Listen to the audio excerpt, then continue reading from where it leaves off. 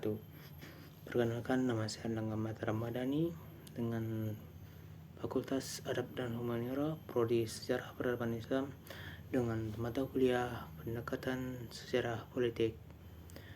Kali ini saya akan bahas tentang kekhalifahan Khulafaur Rasyidin, yaitu 4 orang: Abu Bakar As-Siddiq, Umar bin Khattab, Utsman bin Affan, dan Ali bin Abi Thalib. Yang pertama yaitu Abu Bakar As-Siddiq. Seperti yang kita ketahui bahwa Abu Bakar As-Siddiq merupakan salah satu sahabat Nabi yang paling dekat dengan Nabi. Pada masa itu, setelah wafatnya Rasulullah SAW, umat Islam tidak memiliki kepemimpinan karena kekosongan pemimpin. Masyarakat pada masa saat itu mufakat untuk memilih seseorang yang pantas pada masa itu untuk menjadi pemimpin. Oleh karena itu, terpilihlah Abu Bakar As-Siddiq, yang mana pada saat itu setelah meninggalnya Rasulullah SAW, banyak orang-orang yang murtad terhadap agama Islam dan bahkan menjadi mengaku sebagai Nabi. Oleh karena itu, pada masa beliau lebih memfokuskan kepada memberantas orang-orang murtad dan nabi-nabi palsu tersebut. Dan juga pada masa beliau juga tidak lupa untuk mengumpulkan Al-Quran yang tersebar di berbagai daerah.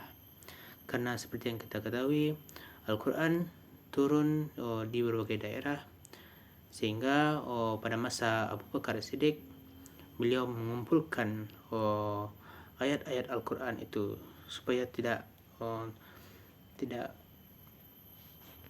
hilang kemurniannya, karena beliau juga takut dengan semakin lama ayat Al-Quran itu tersebar. Beliau takut orang-orang yang penghafal Al-Quran, yang menghafalkan ayat-ayat Al-Quran itu akan gugur, sehingga ayat Al-Quran itu akan hilang tersebut, karena orang yang penghafal Al-Quran itu tersebut gugur di peperangan. Dan juga beliau juga menyampaikan syariat Islam di berbagai wilayah Islam. Dan meninggalnya Abu Bakar As-Siddiq dikarenakan sakit. Selanjutnya yaitu Umar bin Khattab.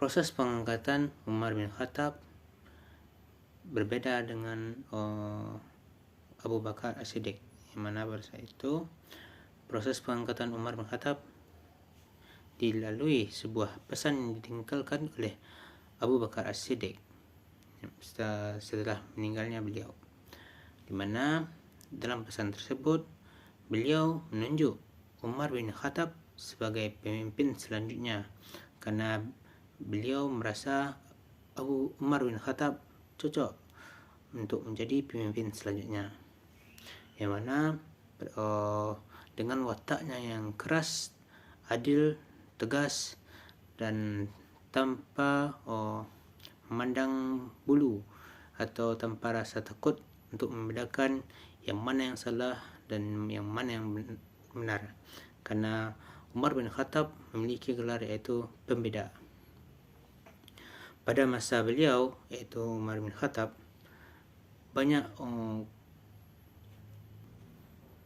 pencapaian yang telah diberikan oleh Umar bin Khattab, yang mana salah satunya sampai saat ini kita memakai yang namanya kalender, yang mana pada masa Umar bin Khattab beliau menciptakan sebuah kalender Hijriah, yang mana dapat kita pergunakan hingga saat ini kalender Hijriah tersebut. Dan pada masa Umar bin Khattab, wilayah Islam diperluas secara besar-besaran sampai ke Afrika Utara. Dan pada masa beliau juga menciptakan sebuah mata uang yang dinamakan sebagai dinar, yang mana dinar tersebut sebagai alat tukar dalam perdagangan. Dan pada masa Umar bin Khattab, beliau juga menciptakan sebuah biro pemerintahan yang mana tiap-tiap wilayah Islam diduduki oleh seorang gubernur atau pemimpin di daerah tersebut, sehingga Umar bin Khattab dapat mempercayakan kepada seorang untuk mengatur suatu wilayah tersebut.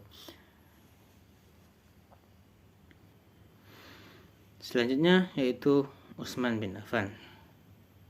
Seperti yang kita ketahui, Utsman bin Affan merupakan khalifah yang ketiga setelah Umar bin Khattab. Proses pengangkatan Utsman bin Affan ini dilakukan melalui musyawarah, yang mana pada masa itu terdapat 6 calon khalifah, yang mana pertama adalah Utsman bin Affan, yang kedua adalah Ali, yang ketiga adalah Talhah, yang keempat Zubair bin Awam, yang kelima ada Sa'ad bin Abi Waqqas, yang keenam adalah Abdullah, yang mana keenam calon khalifah tersebut diawasi atau dikepalai oleh Abdurrahman bin Auf.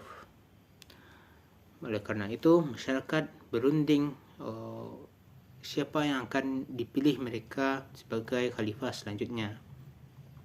Setelah perundingan, terpilihlah Utsman bin Affan sebagai pemimpin selanjutnya.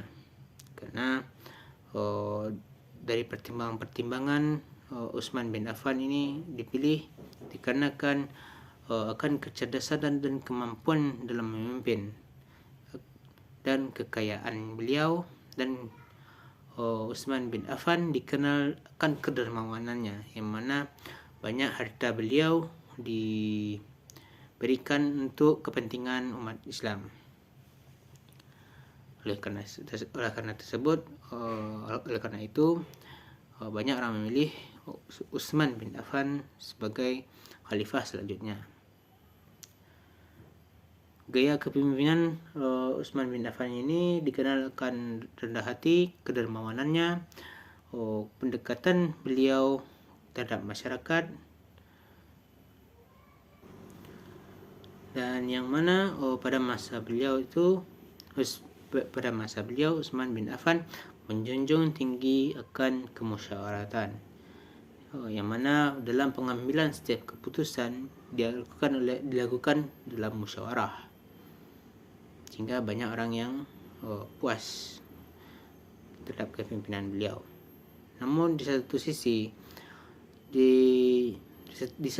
sisi lain, dengan kelebihannya beliau, yaitu Utsman bin Affan, pasti ada kekurangan beliau, yang mana kekurangan beliau tersebut adalah pada masa beliau menjabat sebagai khalifah, jabatan-jabatan pemerintahan umat Islam itu diberikan kepada kerabat-kerabat beliau, sehingga banyak masyarakat umat Islam tersebut tidak puas akan kepemimpinannya, sehingga pada masa Utsman bin Affan terjadilah pemberontakan akan kepemerintahan beliau.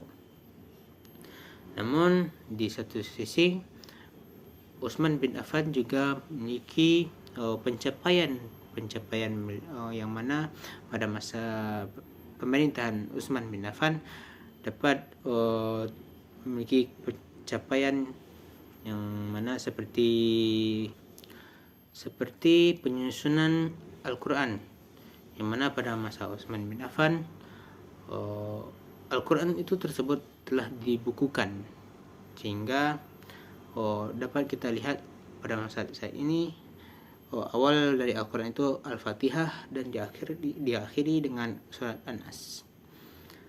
Dan pada masa beliau juga terciptalah sebuah angkatan laut, dan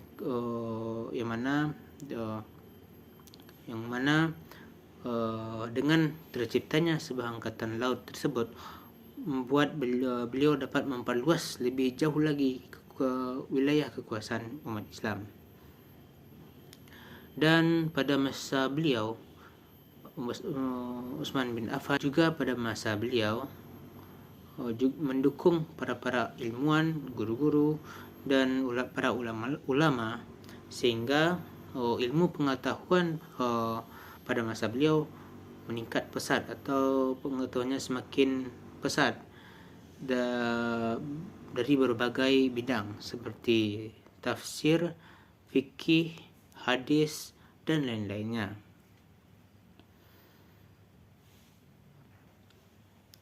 Dan berakhirnya kepemimpinan atau kekhalifahan Utsman bin Affan ini dikarenakan beliau meninggal karena dibunuh, karena pada masa beliau terjadinya pemberontakan akan ketidakpuasan masyarakat pada masa kepemimpinan beliau.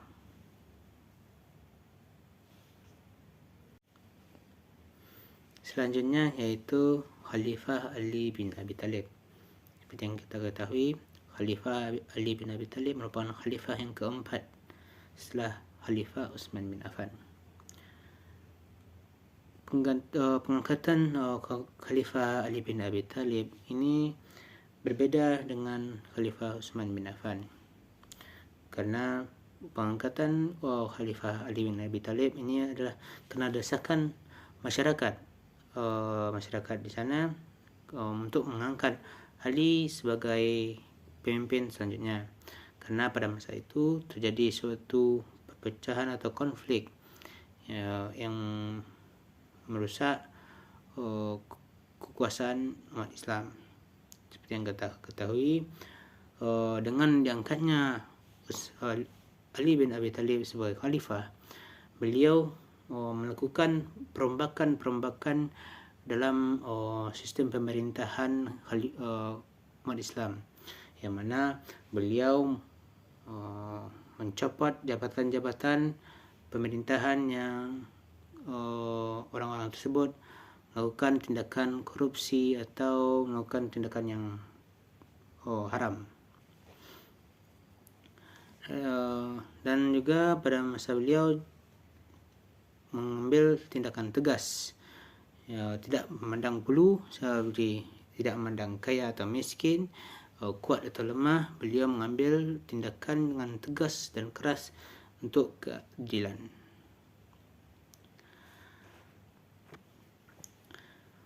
Dan pada masa Ali bin Abi Talib memimpin, beliau berupaya untuk memulihkan kesatuan umat Islam, karena pada masa Utsman bin Affan umat Islam memiliki perseteruan akibat dari pemerintahan yang tidak adil pada masa beliau. Juga pada masa Ali bin Abi Talib terjadi konflik, yang mana ujung dari konflik tersebut mengakibatkan suatu peperangan, yang mana seperti yang kita ketahui terjadinya pada masa kepemimpinan Ali terjadinya peperangan, yaitu perang Jamal dan perang Siffin.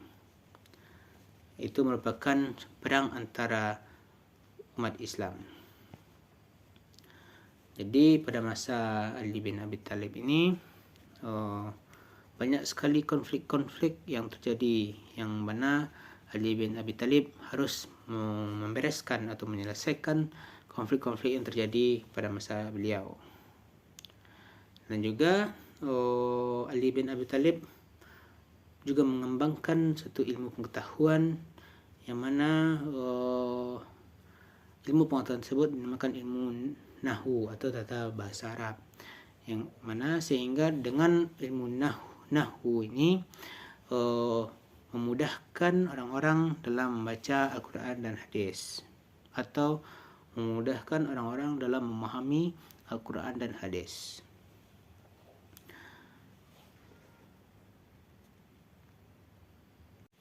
Nah, sekian yang dapat saya sampaikan dari keempat khalifah tersebut, yaitu yang mana pertama adalah Khalifah Abu Bakar, yang kedua adalah Khalifah Umar bin Khattab, yang ketiga adalah Khalifah Utsman, yang keempat adalah Khalifah Ali bin Abi Talib. Jadi setelah Khalifah Ali bin Abi Talib ini, tidak ada namanya khalifah atau kekhalifan satu orang. Sehingga setelah Ali bin Abi Thalib meninggal, kepemimpinan umat Islam dilanjutkan dengan dinasti, yaitu dinasti Umayyah. Dan sekian yang dapat saya sampaikan tentang kekhalifahan Khalifah Rasyidin. Saya mohon maaf jika terdapat suatu kesalahan atau kekhilafan dalam pengucapan saya. Saya mohon maaf, dan saya akhiri dengan wabillahi taufiq wal hidayah. Assalamualaikum warahmatullahi wabarakatuh.